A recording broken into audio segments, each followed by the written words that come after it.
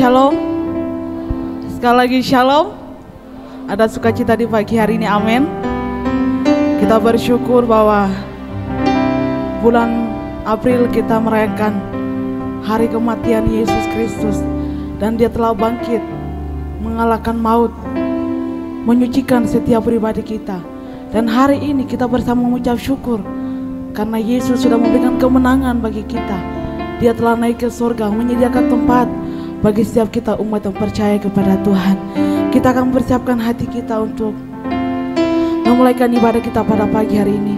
Saya mengajak jemaat Tuhan untuk mengambil saat teduh sejenak di hadapan Tuhan. Haleluya Yesus. Terima kasih untuk kasih-Mu yang sungguh luar biasa bagi kami Tuhan. Kami mau datang merendahkan diri kami di hadapan Engkau, mempersiapkan hati kami Tuhan untuk kami datang menyembah Engkau Allah yang hidup.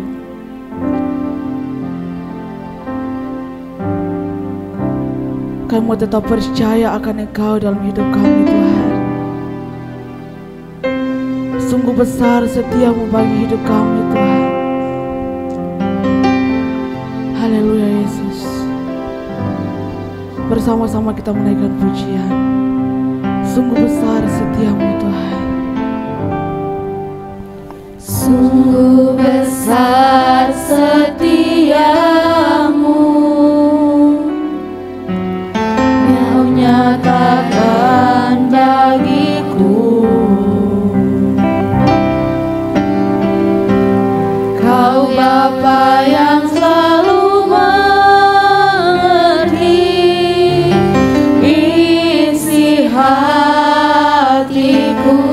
katakan kemuliaan-Mu Tuhan. Kemuliaan-Mu Kau janjikan. Aku tetap percaya. Ku percaya janji-Mu ajaib, terukir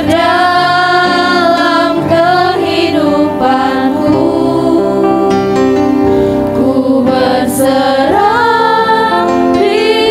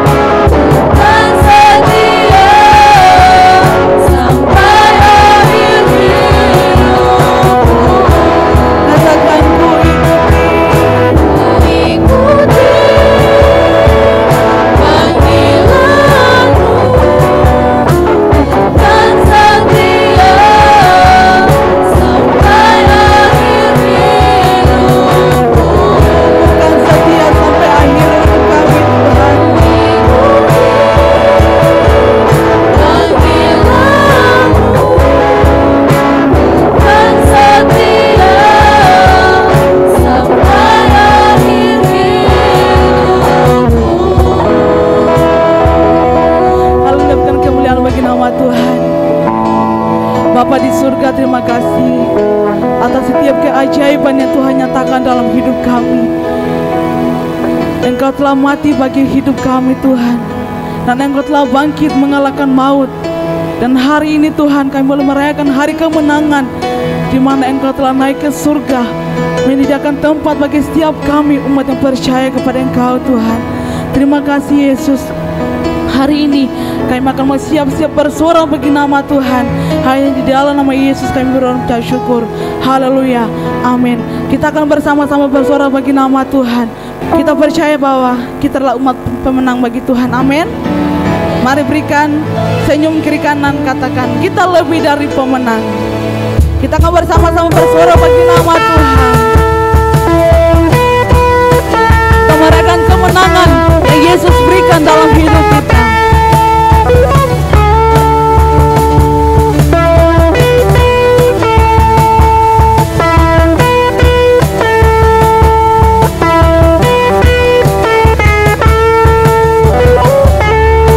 Bersama-sama katakan lebih dari pemenang dalam segala perkara. Iblis tak dikalahkan oleh kuasa dalamnya. Jika Allah di pihak kita, siapa dapat melawan? Kita lebih dari pemenang. sekali lagi, lebih dari pemenang. Lebih dari pemenang dalam segala perkara. Iblis tak dikalahkan oleh kuasa dalamnya. Jika Allah di pihak kita, siapa dapat melawan? Kita lebih dari pemenang. Haleluya. Yesus Raja segala raja. Haleluya. Bangkitlah gerejanya.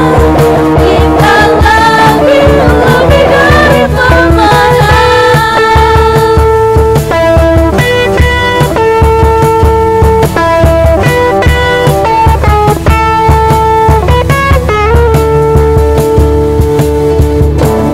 Lebih dari pemenang dalam segala perkara. Iblis tak dikalahkan oleh kuasa darahnya. Jika Allah di pihak kita, siapa dapat melawan? Kita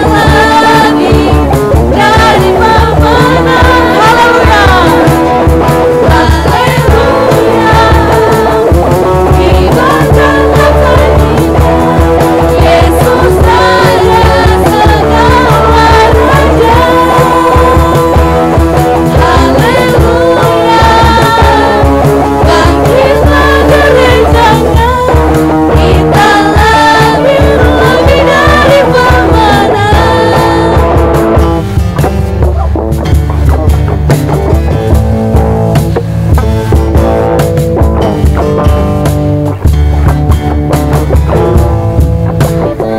Lebih dari pemenang, kita lebih dari pemenang, kita lebih dari pemenang, kita lebih dari. Katakan saya lebih.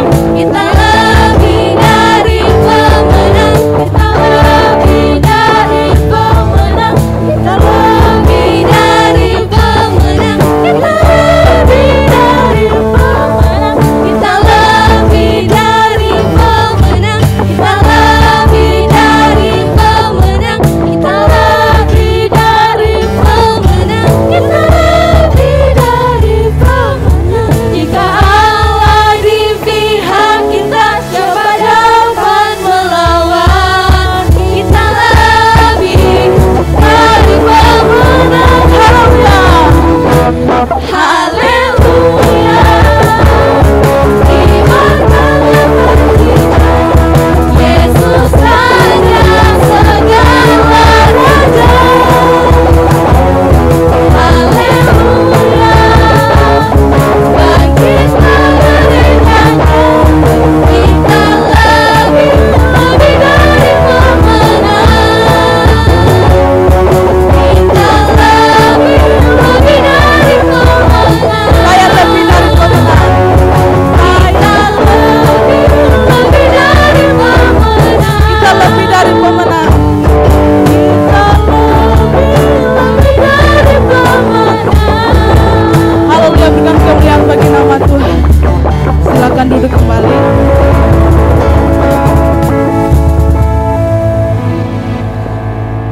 Sampailah saatnya kita akan bersama-sama mempersiapkan hati kita untuk mendengarkan firman Tuhan. Kita percaya bahwa Tuhanlah yang sanggup menolong setiap hidup kita. Haleluya Yesus. Kita mau bersama-sama pujikan pujian. Musim akan selalu berganti.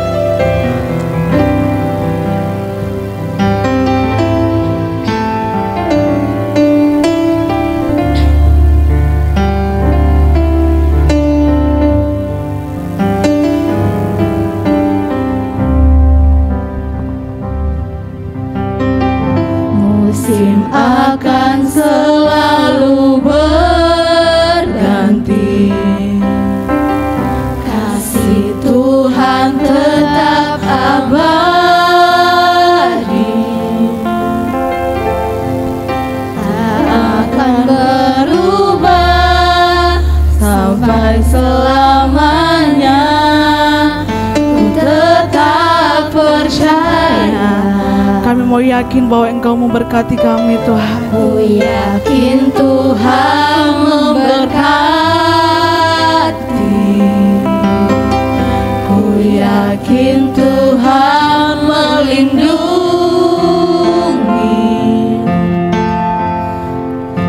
Burung di udara Tuhan pelihara karena kasih-Nya. Tuhan selalu menolongku, selalu menjagaku. Sehelai di rambutku tak akan terjatuh tanpa seizinku.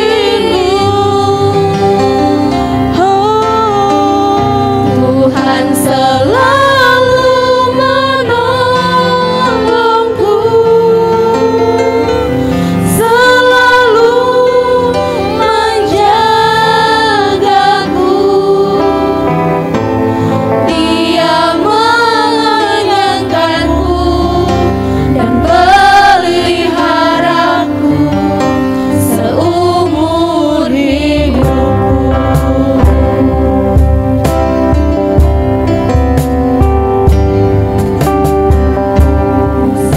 Akan selalu berganti, kasih Tuhan tetap abadi,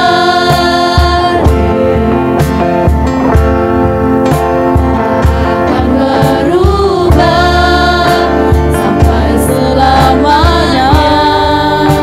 Ku tetap percaya. Kami yakin Tuhan memberkati kami Tuhan. Yakin Tuhan memberkati. Kami yakin bahwa Engkau melindungi kami Tuhan. Tuhan melindungi.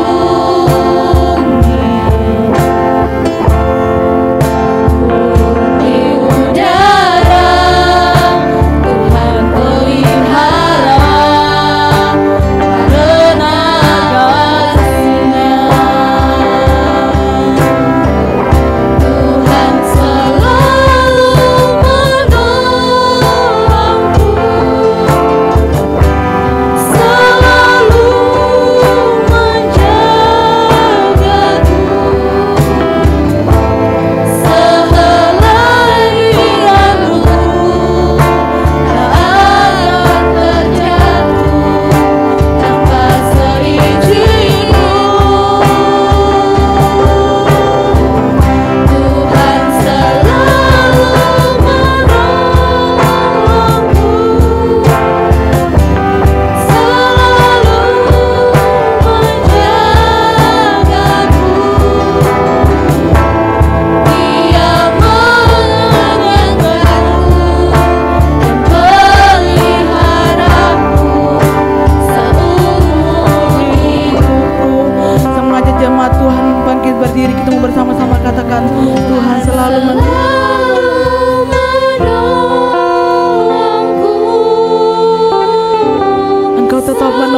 kami Tuhan.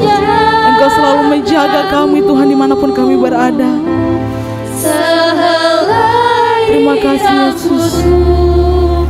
Tak akan terjatuh tanpa seizin-Mu. Tuhan selalu menolongku, selalu menjagaku. Dia mengenyangkanku dan peliharaku seumur hidupku. Bersama-sama katakan sekali lagi, Tuhan selalu menolongku. Selalu menolongku. Amin Tuhan. Selalu menjagaku sehelai rambutku, tak akan terjatuh tanpa seizin-Mu. Tuhan selalu menolongku, selalu menjagaku.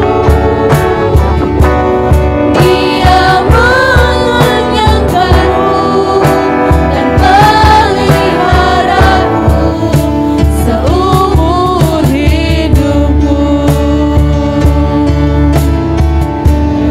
Dia mengenyangkanku dan peliharaku seumur hidup. Sekali lagi katakan, Dia mengenyangkanku.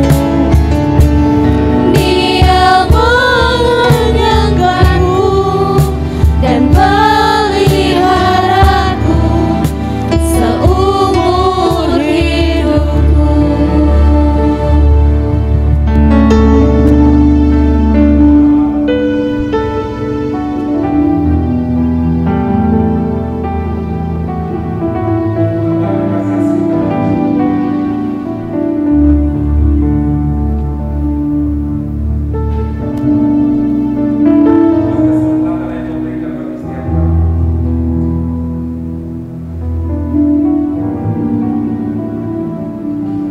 Kenaikan Kristus ke surga, memberikan pesan penting bagi setiap kami. Kenaikan Kristus ke surga, memberikan sesuatu yang bernilai di dalam hidup kami. Dan pagi ini kami akan menerima setiap pesan bagi kami, Tuhan. Agar di dalam Kristus kami boleh memecahkan sesuatu, kami boleh melakukan sesuatu yang mempermuliakan. Kami jalankan waktu ini, Roh Kudus hadir di dalam kami. Roh Kudus mengurapi setiap kami, dan biarkan kami semua boleh diberkati, boleh dikuatkan oleh kebenaran firman. Demi nama Kristus Yesus, kami berdoa dan bersyukur. Haleluya. Yang siap belajar firman bersama-sama. Amin. Shalom. Sekali lagi shalom. Ada sukacita, amin. Puji Tuhan. Bapak Ibu Saudara, mari kita akan bersama-sama perhatikan kebenaran firman Tuhan yang akan kita renungkan bersama. Silakan melihat di Alkitab Bapak Ibu. Kita akan buka dalam Injil Lukas pasal yang ke-24. Injil Lukas pasal yang ke-24, ayatnya yang ke-50 sampai yang ke-53. Injil Lukas pasal yang ke-24, ayatnya yang ke-51 sampai yang ke-53. Kita akan baca secara bersama-sama. 1, 2, 3. Dan ketika ia sedang memberkati mereka, ia berpisah dari mereka dan terangkat ke sorga. 52. Mereka sujud menyembah kepadanya. Lalu mereka pulang ke Yerusalem dengan sangat bersukacita. 53. Mereka senantiasa berada di dalam bait Allah dan memuliakan Allah. Bapak Ibu Saudara kasih Tuhan, apa yang saudara nilai atau apa yang saudara saksikan dari gambar berikut ini? Kalau saudara perhatikan 4 gambar ini adalah sebuah perjalanan iman kita sebenarnya. Kalau saudara perhatikan di gambar yang pertama, ini tentang nubuat dan janji. Bahwa apa yang dikatakan oleh firman Allah itu digenapi. Nubuat-nubuat dalam kitab suci itu digenapi. Dan janji-janji yang disampaikan oleh para nabi bahwa ia akan datang itu digenapi. Lalu kemudian Bapak Ibu Saudara kita perhatikan di gambar yang kedua, yaitu kematian jasmani. Makanya banyak orang berkata kok Allahnya orang Kristen mati. Sebenarnya kalau saudara perhatikan di sana kematian Kristus adalah kematian jasmani, kematian daging. Lalu kemudian kita perhatikan bagian yang ketiga, yaitu Yesus harus bangkit.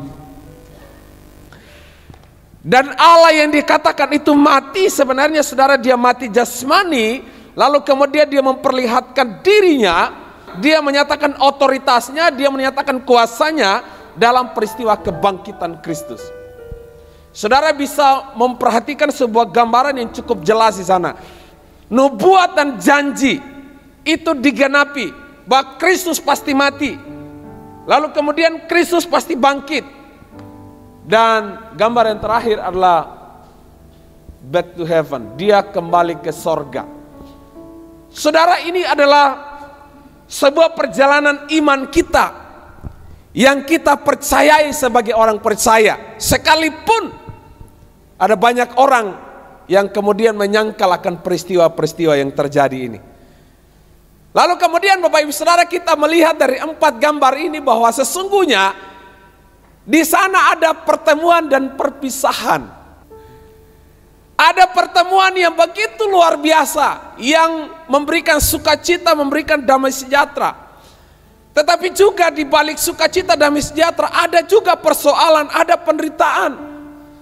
Di sana kita bisa menemukan banyak masalah, bahkan sampai Kristus telah bangkit dari kematian, itu pun juga ditemukan banyak masalah di sana. Mari kita akan melihat ketika kita beribadah hari kenaikan Kristus ke sorga. Maka kita belajar satu tema yang akan kita renungkan. Mari baca sama-sama di atas, 1, 2, 3. Berkat di balik perpisahan. Bapak Ibu Saudara, saudara masih ingat salah satu artis beberapa minggu yang lalu, yaitu Raditya Oloan. Pernah datang ke Gorontalo dan dia menjadi pembicara di generasi muda. Dan menarik sekali, masih di usia muda, tetapi Tuhan panggil. Dia mengalami sakit yang cukup berat dan sempat kena COVID. Kemudian setelah sembuh, lalu dia sakit, kalau nggak salah sakit asma begitu ya. Dan akhirnya beliau harus meninggalkan istri dan anak-anak. Tapi yang menarik bagi saya Bapak Ibu Saudara, ketika mendengar kata-kata hati dari istri dan anak-anaknya, yang menarik bagi saya anak pertama dia masih usia kecil, dia pintar sekali bahasa Inggris. Lalu kemudian kata pertama yang diucapkan, dia berkata, seharusnya hari ini kita harus bersukacita. Seharusnya kita bersukacita. Wah, saya mendengar statement itu Bapak Ibu Saudara, membuat saya berpikir, iya benar. Waktu seseorang yang meninggal di dalam Kristus, Waktu seseorang berpisah dengan orang yang dicintainya, seharusnya bersuka cita. Kenapa? Karena ini adalah perpisahan yang akan ada perjumpaan nantinya bagi orang yang percaya kepada dia. Bapak Ibu Saudari kasih Tuhan, menariknya di sini bahwa berkat di balik perpisahan, di mana Kristus akan meninggalkan umat pilihannya, Kristus akan meninggalkan murid-muridnya, di mana mereka akan pergi ke Yerusalem, mereka akan pergi ke dunia untuk memberitakan kabar sukacita. Dan Kristus harus meninggalkan mereka untuk kembali ke sorga. Bapak Ibu Saudara kasih Tuhan, kalau kita perhatikan beberapa ayat ini saudara, maka kita bisa menemukan kebenaran bahwa sesungguhnya ada berkat di balik perpisahan. Berkat seperti apa? Ayat 52 bagian A. Mari baca sama-sama, ada di LCD. 1, 2, 3. Mereka sujud menyembah kepadanya. Kita baca sekali lagi. 1, 2, 3. Mereka sujud menyembah kepadanya.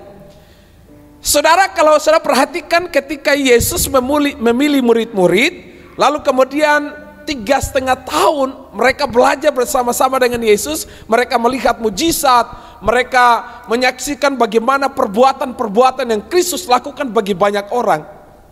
Belum ada ungkapan tentang mereka sujud menyembah kepadanya sebelum peristiwa kenaikan Yesus ke sorga.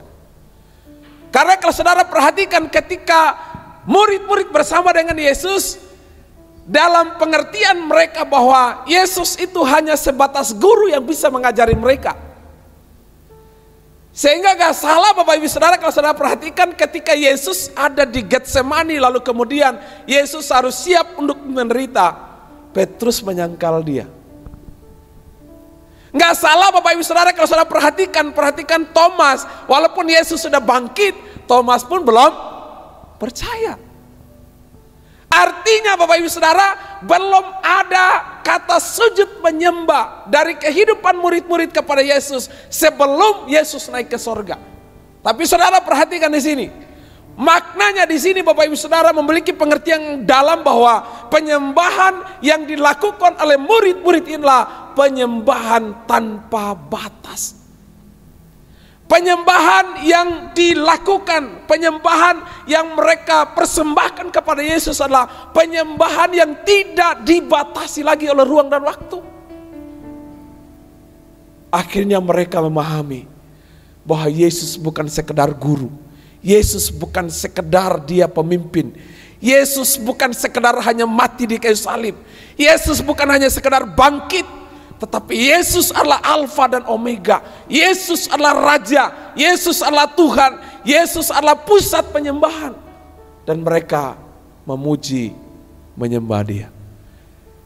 Bapak Ibu Saudara kasihlah Tuhan, itulah sebabnya di dalam Yohanes pasal yang keempat ayat 23-24 itu digenapi.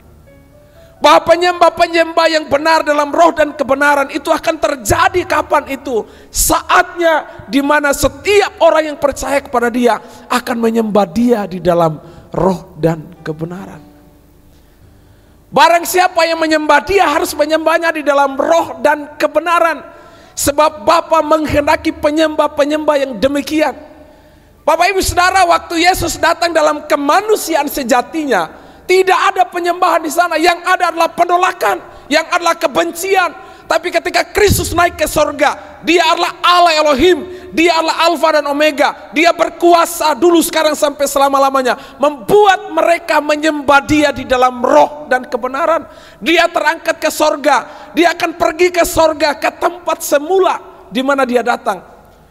Dan yang diciptakan, yang dipilih yaitu murid-murid, mempersembahkan penyembahan yang tulus di hadapan Tuhan. Bapak Ibu Saudara yang kekasih dalam Kristus, saat kita percaya Yesus, tidak ada batasan. Walaupun hari ini kita dibatasi social distancing, pakai masker, pakai sanitizer, cuci tangan, ya. Kita dibatasi oleh banyak hal. Tetapi di saat kita percaya Yesus, penyembahan kita tidak dibatasi oleh waktu, tidak dibatasi oleh keadaan, tidak dibatasi oleh ruang, tidak dibatasi oleh apapun di dalam kehidupan kita. Karena penyembahan kita adalah penyembahan tanpa batas. Saya tidak bayangkan kalau kita hidup di perjanjian lama, bagaimana kehidupan kita. Setiap kita datang ke rumah masing-masing, kemudian siapkan 1 ekor burung tekukur, 1 ekor ayam, kemudian kita siapkan 1 ekor domba, kita bawa masing-masing. Lalu kemudian umat Tuhan menanti di depan pintu gerbang, kemudian hanya imam yang akan menerima persembahan itu. Saudara tidak bisa masuk di ruang Maha Kudus. Saudara, betapa terbatasnya, betapa rumitnya untuk berjumpa dengan Allah yang kudus. Tetapi Bapak Ibu Saudari kasihlah Tuhan, kalau saudara perhatikan tabir bait Allah itu terbelah 2, artinya tidak ada jurang pemisah lagi bagi Anda dan saya yang percaya kepada Kristus. Maka kapanpun saudara, dimanapun saudara, kemanapun saudara, saudara bisa berjumpa dengan Tuhan. Amin. Saudara bisa ketemu Tuhan. Ada banyak orang di luar sana yang hari ini kalau mau menyembah Tuhan, buatlah ini, buatlah itu. Kalau mau ketemu Tuhan harus dengan cara ini, cara itu. Saya lama hidup di Bali Bapak Ibu Saudara, dan mereka melakukan ritual untuk berjumpa dengan Allah. Bahkan sampai hari ini masih banyak orang Kristen pun juga yang masih memiliki pemahaman-pemahaman yang demikian. Tuhan itu terlalu jauh, Tuhan itu terlalu tinggi sehingga sulit sekali untuk berjumpa dengannya. Kayaknya kalau pakai suara yang slow kayaknya tidak bisa ketemu Tuhan. Harus pakai apa? Suara yang lantang untuk ketemu Tuhan. Bapak Ibu Saudari kasihlah Tuhan, saudara perhatikan. Ketika Yesus melepaskan berkat buat murid-murid, lalu kemudian dia berpisah dan terangkat ke sorga.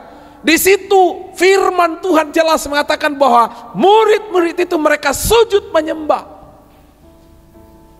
Ini sebenarnya ada 2 makna di sana. Yang pertama itu mengenai sikap mereka, cara mereka seperti orang Yahudi ketika mereka menyembah atau sujud. Makanya kalau penyembahan dengan cara orang Yahudi Bapak Ibu Saudara, maka testa ini harus sampai di tanah.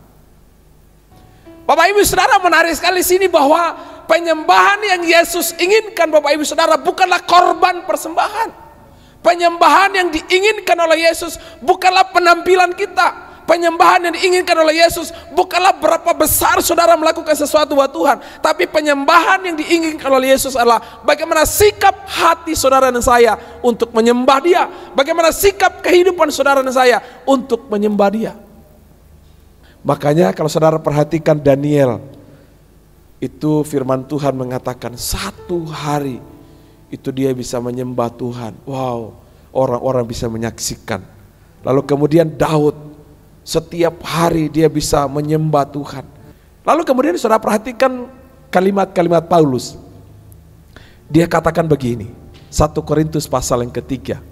Kamu adalah bait Allah.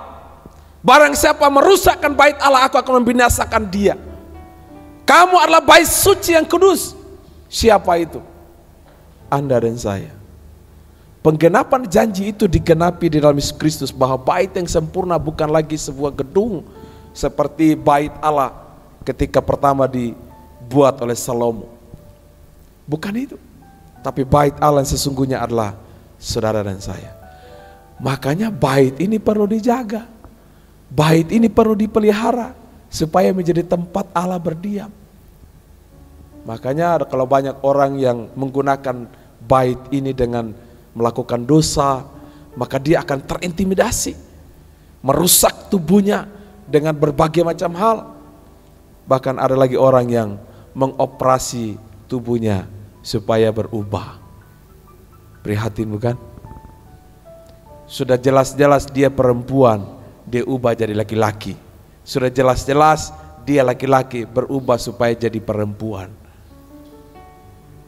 Sebenarnya dia nggak memahami tujuan hidupnya. Nah, oleh karena itu Bapak Ibu Saudara, berkat di balik perpisahan ketika Kristus naik ke sorga adalah ada penyembahan Anda dan saya yang tanpa batas.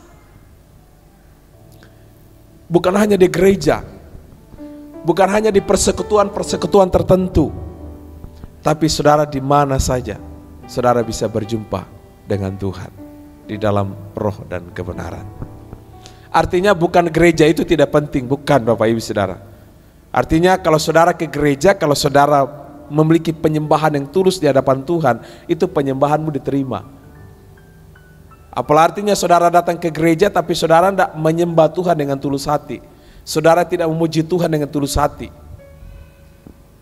Lebih baik, lebih indah ketika saudara berdiam sejenak di rumah, lalu kemudian buang semua kesibukan, sisihkan semua kesibukan, dan saudara datang kepada Tuhan dalam penyembahan. Saudara bisa menikmati penyembahan dengan Tuhan di sana. Artinya itu bukan seremonial, tapi itu lahir dari hati kita yang sungguh-sungguh kepada Tuhan.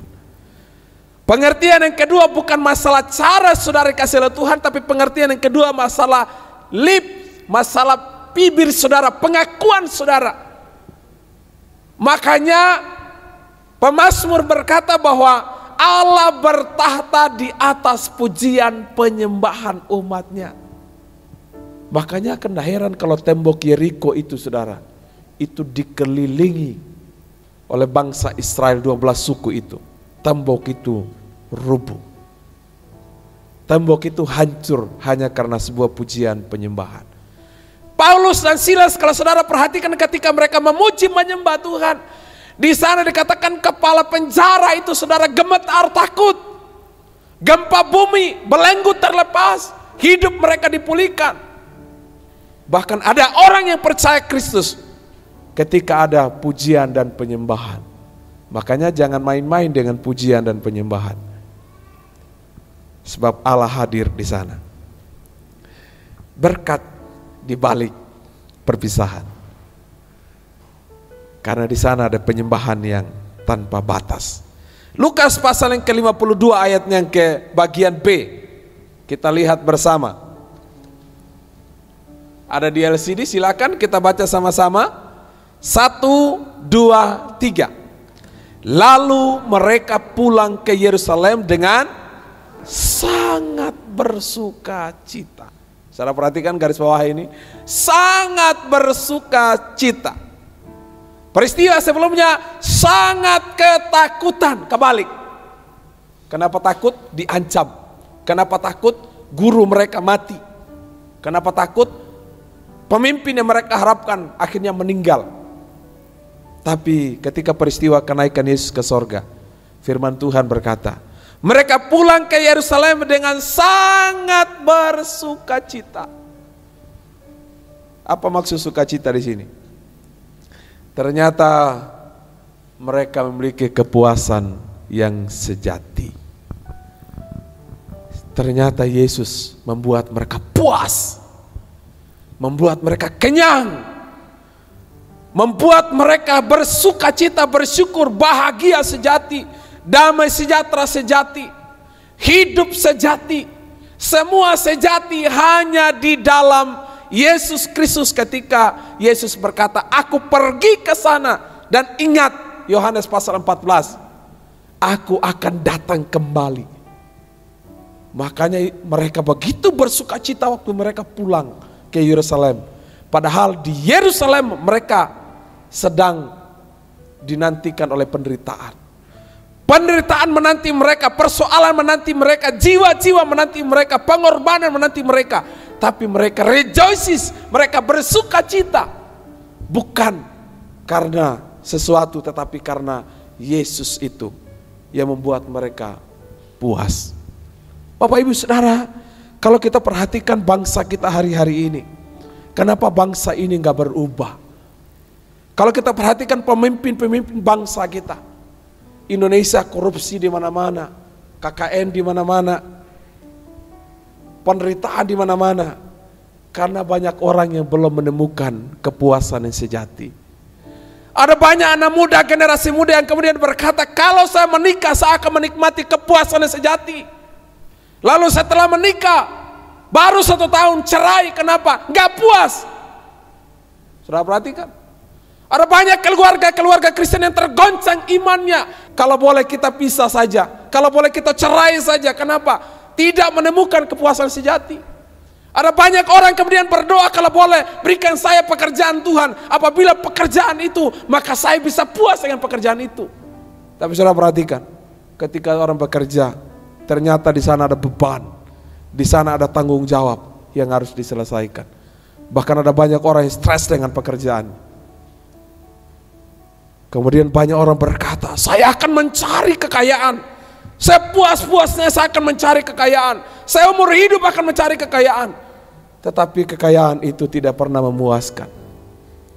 Bapak Ibu Saudara kasih oleh Tuhan, itulah sebabnya Yesus memberkati mereka, berpisah dengan mereka. Dan dia melepaskan berkat sukacita itu bagi mereka. Sehingga mereka bisa puas. Yesus saja itu sudah cukup. Amin. Satu hari pendeta KKR di sebuah tempat. Lalu kemudian pendeta itu bertanya, di mana tempatnya? Oh, di pedalaman Pak, tapi pedalaman itu banyak sekali orang Kristen. Lalu kemudian pengurus gereja itu minta Pak Pendeta kalau boleh, tolong jelas temanya apa, firmannya seperti apa, supaya nanti kami bisa buat spanduk. Saudara tahu, waktu Pak Pendeta menyampaikan tema itu, Pak Pendeta hanya bilang, tolong buat spanduknya sederhana sekali, simpel saja. Tuhan adalah gembalaku. Lalu kemudian satu hari sebelum dicetak Bapak Ibu, pengurus gereja itu menanyakan kembali lagi apakah tema itu tidak salah atau perlu ditambah, perlu dikurangi. Lalu kemudian pengurus gereja itu menanyakan kepada Pak Pendeta dan Pak Pendeta jawab, minta tolong simpel saja, tulis saja di situ, Tuhan adalah gembalaku, itu saja sudah cukup. Tolong ulang Pak, Tuhan adalah gembalaku, itu saja sudah cukup. Bapak Ibu Saudara, sampai di desa itu mereka sudah siap semua untuk KKR. Lalu kemudian pendeta tiba dengan mobil rental. Kemudian tiba itu dan lihat spanduk di depan gereja itu. Betapa kagetnya Pak Pendeta itu. Kemudian melihat tulisan itu, Tuhan adalah gembalaku, itu saja sudah cukup. Lalu kemudian dekat lagi dengan spanduk itu. Lalu kemudian lihat, jangan-jangan salah ini, tulisannya tetap sama, Tuhan adalah gembalaku, itu saja sudah cukup. Lalu kemudian Pak Pendeta mulai berpikir, khotbah apa yang saya mau sampaikan? Lalu diambil Mazmur pasal 23. Tuhan adalah gembalaku, itu saja sudah cukup. Tuhan adalah gembalaku, itu saja sudah cukup.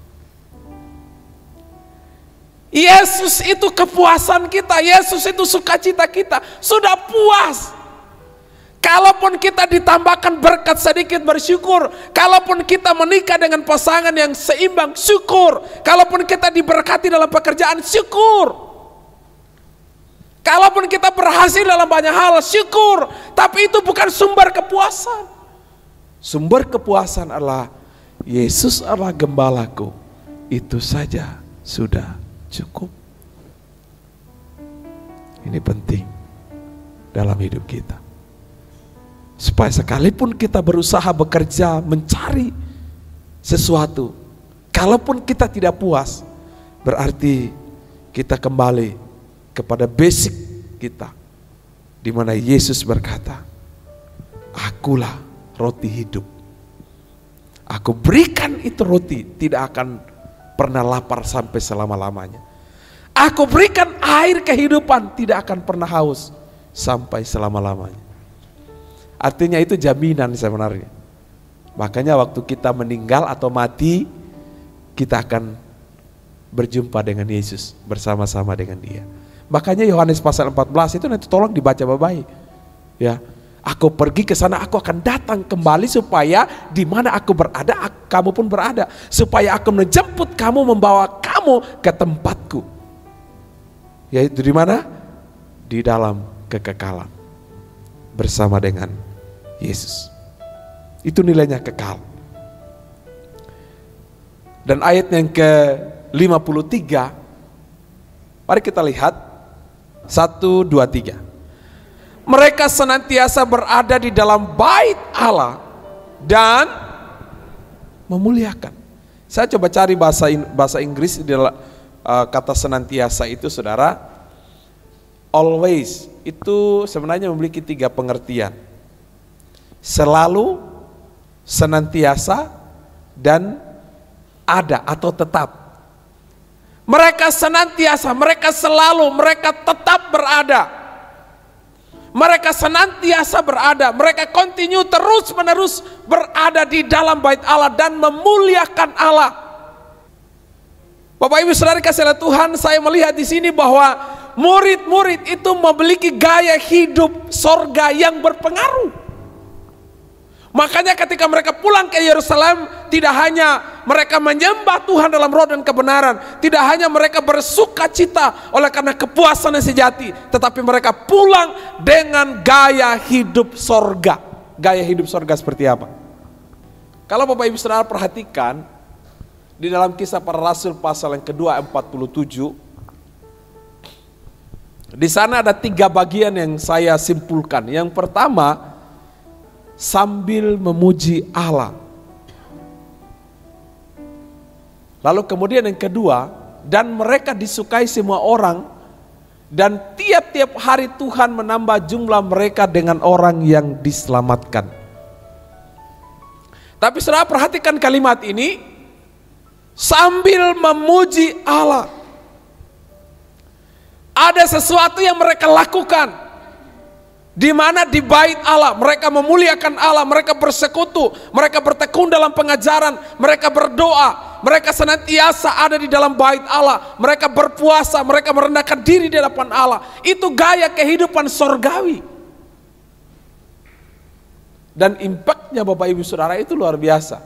Dan mereka disukai. Siapa yang menyukai mereka? Ada orang-orang di sekitar mereka, di sekitar bait Allah. Mereka disukai, mereka disenangi. Karena dikala mereka memuji menyembah Tuhan di dalam bait Allah, waktu mereka keluar pun, yang mereka ceritakan, yang mereka saksikan adalah Yesus. Yang mereka ceritakanlah kerajaan Allah. Bertobatlah, kerajaan Allah sudah dekat. Bertobatlah, kerajaan Allah sudah dekat. Bahkan tidak hanya disukai, Tuhan menambah. Ada ketambahan orang yang bertobat, yang percaya Yesus, dari gaya hidup sorga yang berpengaruh. Bapak Ibu Saudara, untuk berpengaruh itu tidak perlu kita memiliki nama yang berpengaruh. Untuk berpengaruh Bapak Ibu Saudara, kita tidak perlu untuk melakukan sesuatu yang spektakuler. Untuk berpengaruh Bapak Ibu Saudara, kita tidak perlu kumpul komunitas banyak-banyak. Supaya apa? Kita berpengaruh, kita dikenal oleh bangsa ini. Tidak perlu. Untuk berpengaruh sebenarnya sederhana sekali. Yesus mengajarkan, jadilah saksi mulai dari Yerusalem. Simpel bukan? Jadi saksi. Lalu kemudian Yesus tambahkan, jadilah garam, jadilah terang. Simpel sekali. Yesus tidak berkata pergilah berkhotbahlah di pinggir jalan, berkhotbahlah di pasar supaya orang bertobat. Tidak. Yesus cuma bilang pulanglah ke Yerusalem, jadilah garam, jadilah terang. Garam itu sedikit tapi bisa mengasinkan. Vitsin pun itu sedikit tapi membuat makanan itu enak. Terang itu Bapak Ibu Saudara, apabila ada lilin kecil saja dalam kegelapan, itu bisa menerangi. Saudara bisa melihat sesuatu yang kecil, yang gelap. Simpel saja. Menjadi saksi Kristus. Di peristiwa kenaikan Yesus ke sorga, kita mendapatkan berkat spesial. Berkatnya ada 3. Saudara dan saya tidak terbatas lagi untuk menyembah Dia. Kapan saja, di mana saja. Yang kedua, saudara bisa puas dengan Yesus, sekalipun dunia ini tidak memuaskan kita. Karena dengan Dia kita menjadi mempelai perempuan yang siap untuk ditunaikan dengan Kristus. Kita adalah mempelai-mempelai Kristus. Dia akan datang kembali. Dia adalah idola sejati kita.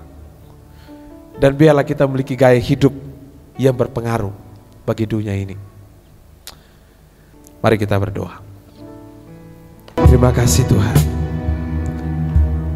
Roh Kudus berbicaralah lebih dan lebih lagi di dalam hidup kami, di dalam keluarga kami, di tempat kami bekerja, di tempat kami studi.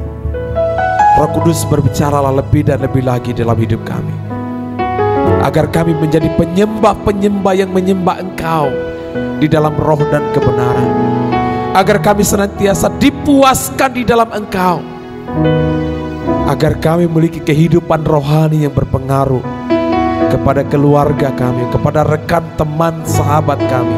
Kami tidak sempurna tanpa Engkau menyempurnakan kami. Kami tidak mampu tanpa Engkau memampukan kami. Sebab dalam kelemahanlah kuasa Tuhan sempurna dinyatakan dalam hidup kami.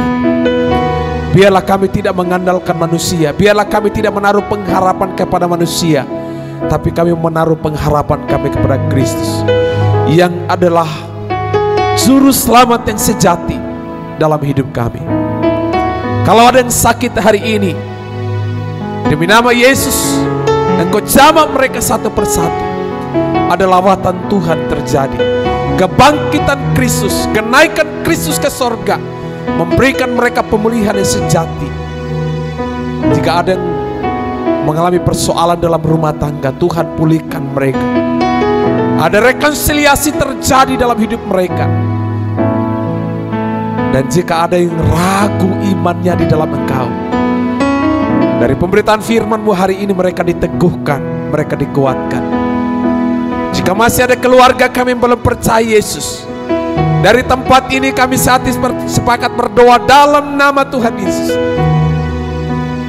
Roh Kudus menginsafkan dosa kebenaran dalam hidup mereka, agar hati mereka diubahkan, mereka berjumpa dengan Yesus.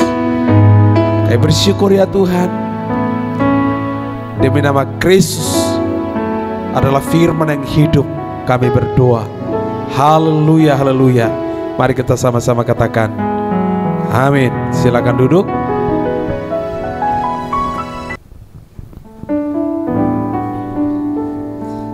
Semuanya diberkati, amin. Tibalah saatnya kita akan bersama-sama memberikan persembahan syukur kita kepada Tuhan. Kita bersama-sama menaikkan pujian Kasih-Nya Seperti Sungai.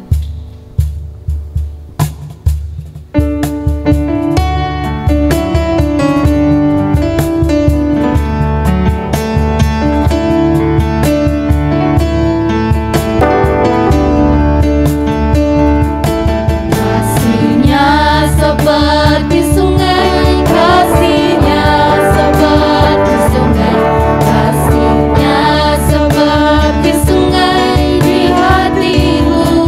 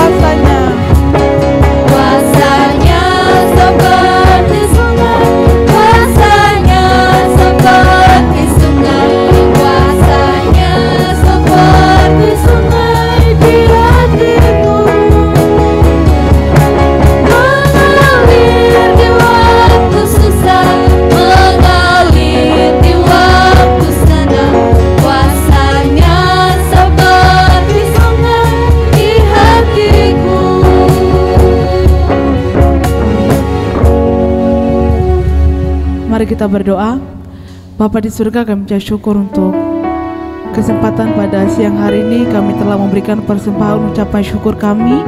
Kiranya Tuhan memberkati persembahan ini agar boleh dipakai untuk kelebaran kerajaan-Mu, khususnya bagi gereja-Mu di tempat ini. Terima kasih Tuhan, memberkati setiap jemaat-Mu dalam setiap usaha, pekerjaan mereka, dalam keluarga mereka. Tuhan memberkati. Terima kasih Tuhan, kami ucap syukur. Dalam Yesus kami berdoa, haleluya, amin. Saya mengajak jemaat Tuhan untuk bangkit berdiri. Kita akan bersama-sama mengakhiri seluruh rangkaian ibadah kita pagi hari ini. Kita menaikkan pujian Kau Allah yang besar.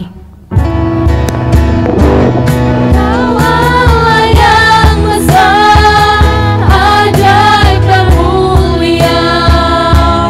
Kau Yesus yang selalu membuat ku terpesona. Segala pujian bagimu ya Tuhan.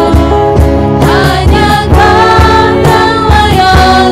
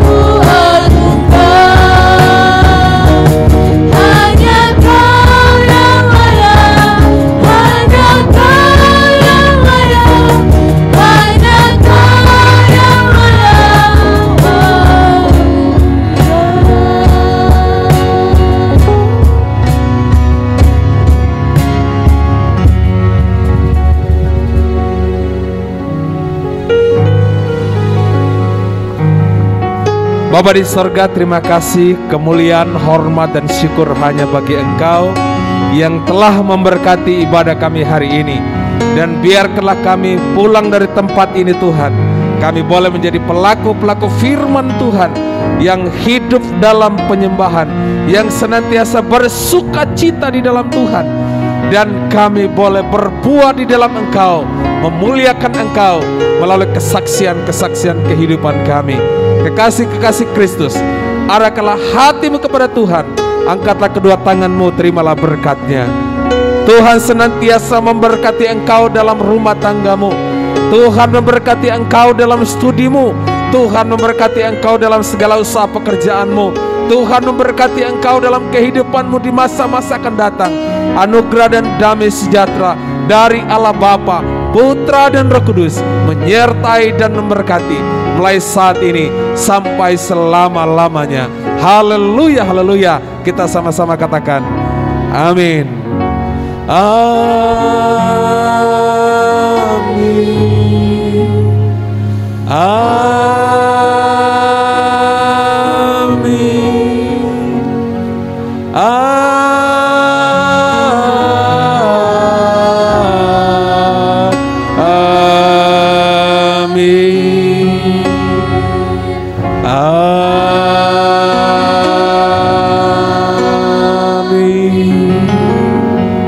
Amin.